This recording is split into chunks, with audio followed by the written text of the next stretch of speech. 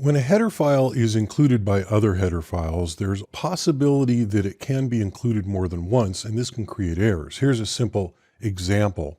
Here I have a working copy of working.cpp with include a.h and include b.h from chapter 3 of the exercise files. And if I come along here in my working.cpp and I say pound include a, and I'm just going to move this up here where it belongs. And then I'll do another one, include header, include B. And let's take a look at what's in these. It's just simple structure in each of them. One is called struct A and one is called struct B. This is a common use of headers. And now when I build and run, you see that it works just fine. On the other hand, if include A were to also include B, now when I try to build and run, you see I get an error. It says build failed. And if I click on this little thing up here, it says semantic issue, redefinition of struct B. And that's because include B is getting included twice. It's getting included once here, and it's also getting included here. So that's a problem. The common solution to this problem, because it actually happens a lot where a file can be included more than once, especially by standard headers, the common solution to this problem is called an include guard.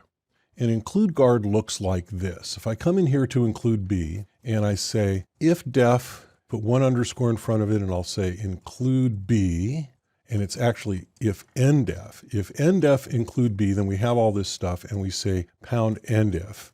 Up here, we also go and define include B underscore H.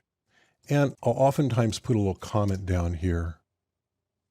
So this is called an include guard. The first time through, everything from here to here is processed because include B is not defined.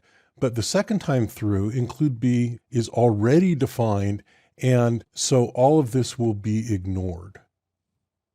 So that should work. I can come down here and I can build and run, and everything works fine, even though include A is including include B, and we have include B included here. So this is called an include guard, and you'll see this very commonly in a lot of header files. In fact, I'm just going to go ahead here and put the same in include A like this, and we'll see this all just still works fine. Now, there's also a non-standard solution that's worth mentioning. I don't actually see it in the wild very much. It's an easier solution. It's not standard, but it is supported by most modern compilers. And this is a pragma directive called include once. And so here, instead of all of this, pound pragma once, like that. And that actually also solves the problem. I can build and run, and you see that it works, and there's no error here. So like I said, this is obviously much easier. It's not standard, but it's supported by most compilers. Well, one disadvantage is that it may be fooled by symbolic links. In most cases, the implementations seem to be smart enough to mitigate that. And of course, the other disadvantage is it may not be supported by all compilers.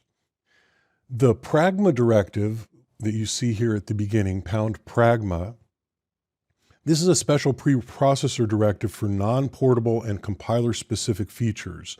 In general, pragma directives are not standardized. And so in fact, this is one that is not standardized in the C++ standard. So this is a common problem with a common solution, the include guard, like you see here. You'll see the include guard solution most often, although the pragma once solution is more succinct, and although it's not standardized, it is widely supported.